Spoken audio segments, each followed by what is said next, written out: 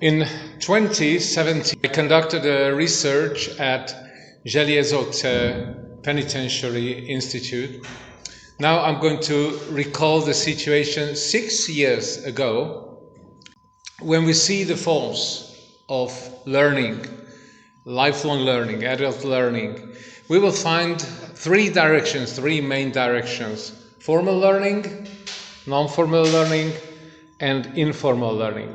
When we talk about formal learning, we are talking about the school system when the outcomes certificate. Non-formal learning is when the learner studies parallel with the school system, and informal learning, everyday learning, when you walk in the street, when you travel with the bus or the tram and talk to other people, and often you don't know that you are learning now. Among the disciplines to integration, I would highlight andragogy. Not only because I am an andragogist or andragogue, but it is an important part of reintegration. When we think about learning in prison, when prisoners study in prison, the work behind it is andragogy. When we see the number of prison population 2017, it can be said that today in 2013 is almost the same. This is the today's statistics. And the prison rate means that we can see how many inmates for 1,000 inhabitants in the country, okay? And the place is where I conducted the research, Želiezovce, where I interviewed two kinds of actors of the prison. I asked some questions to prisoners and I asked some questions to prison staff. I asked 10 colleagues about learning opportunities in prison.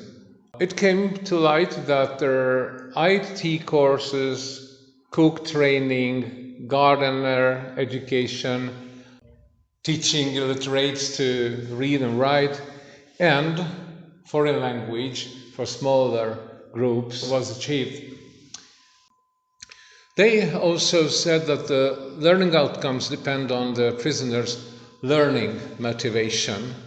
The new knowledge increases labor market opportunities, and the certificates do not refer to the prison. It is very important.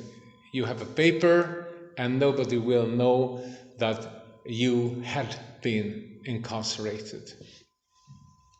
During my research, I faced some limits of education too.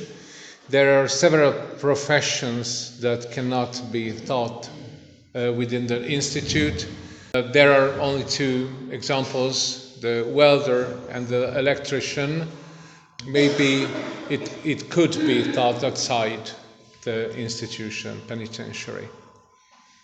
Some of the most important things in education is the learning environment. Two things: the factors of supporting learning and the factors hindering learning. Some citations of the characteristics of the personal training, they say, we need a college or university degree. I work as a teacher. I have a degree in mechanical engineering. 6-monthly training led by an external lecturer. On this slide, what learning process or processes prisoners taking part in prison? I think too high is a number of who said don't do anything. The question, to what extent do the learning opportunities help you?